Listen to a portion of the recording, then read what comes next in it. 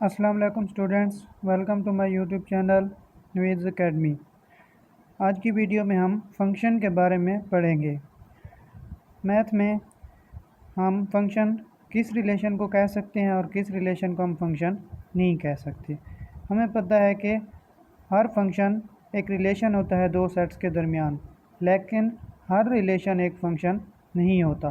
Function के लिए हमें कुछ एक्स्ट्रा कंडीशंस भी ज़रूरत होती हैं। तो इसकी डेफिनेशन देखते हैं। A relation between two sets A and B in which every element in set A has a unique image in set B is called a function from set A to set B।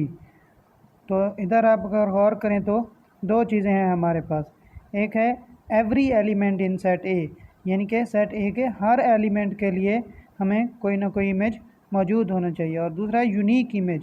Unique मतलब है हर element के लिए सिर्फ़ और सिर्फ एक image होना चाहिए, कोई एक एलिमेंट दो इमेजेस पे मैप नहीं करना चाहिए। ठीक है, तो ये दो एक्स्ट्रा कंडीशंस हैं हमारे पास फंक्शन के लिए।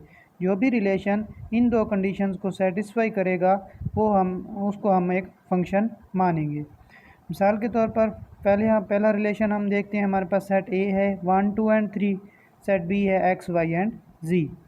तो 1 मैप कर रहा है x पे, 2 मैप कर रहा है y पे और 3 मैप कर रहा है z पे।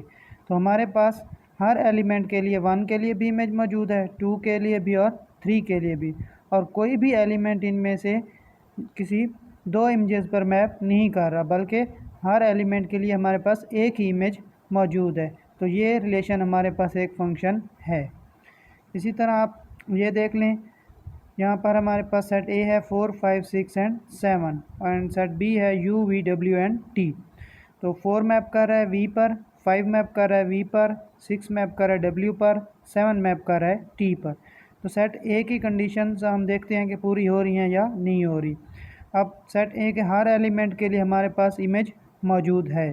4 भी एक ही एलिमेंट v पर मैप कर रहा है, 5 का भी एक ही इमेज है v, 6 का भी एक ही इमेज है w और 7 का भी एक ही इमेज है t। तो हमारे पास फंक्शन की दोनों कंडीशन सेटिस्फाई हो रही हैं। तो अब इधर आप देखें कि u जो है वो हमारे पास ऐसे ही बच गया है, वो उसका कोई भी प्री इमेज सेट ए में मौजूद नहीं है। तो ये कंडीशन फंक्शन की डेफिनेशन को मतलब सेटिस्फाई करती है। इस फंक्शन की डेफिनेशन के लिए सेट बी के हर एलिमेंट का प्री इमेज होना ज़रूरी नहीं है।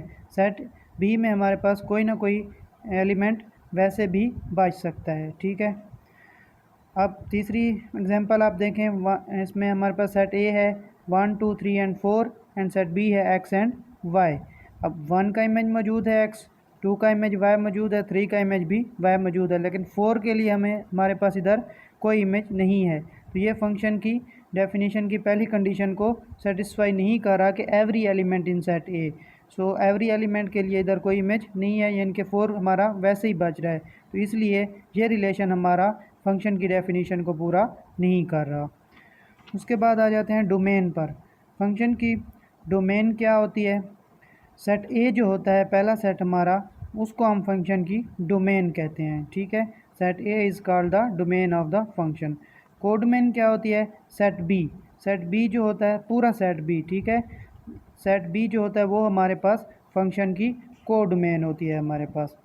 उसके बाद हमारे पास आती है रेंज। अब फंक्शन की रेंज हमारे पास क्या होगी? The set of all elements of set B which are image of at least one element in set A is called the range of the function. ठीक है, और is called the range set. ठीक है, तो हमारे पास रेंज क्या होगी कि सेट बी के वो तमाम एलिमेंट्स जो सेट ए के किसी न किसी एलिमेंट का इमेज होंगे, एटलीस्ट वन एलिमेंट का उनको इमेज होना चाहिए, फिर वो हमारे पास रेंज सेट बनाएंगे। ठीक है, तो रेंज जो होता है वो हमारे पास कोडोमेन का एक सब सेट होता है। ठीक है, अब इस एग्जांपल में आप देखें, हमारे पास जो कोडोमेन सेट बी है उसके तमाम एलिमेंट्स के लिए कोई ना कोई प्री इमेज मौजूद है, तो इसमें रेंज और कोडोमेन एक ही हैं। ठीक है, दूसरी एग्जांपल में आप देखें u v w and t। अब v w और w एंड t इनके लिए हमारे पास कोई ना कोई इमेज सेट ए में मौजूद है, तो इसकी रेंज सेट क्या बनेगा? v w and t। Codomain ये सारा सेट है, लेकिन रेंज सेट में u नहीं आएगा, क्यों नहीं आएगा? क्योंकि यू के लिए हमारे पास सेट ए में कोई भी ऐसा एलिमेंट मौजूद नहीं है कि यू जो है वो उसका इमेज हो। ठीक है, तो यू रेंज सेट में हमारे पास नहीं आएगा, लेकिन यू कोडोमेन में हमारे पास आएगा।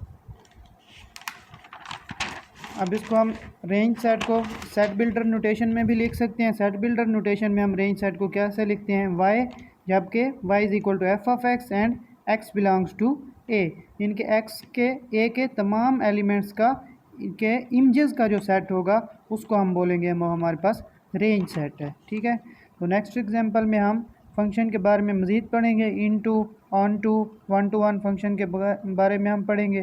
तो अगर आपको हमारे चैनल से मालूमात मिल रही है, आपको अपनी स्टडी में हेल्प हो रही है, तो आप हमारे चैनल को लाइक और सब्सक्राइब कर लें। Thank you.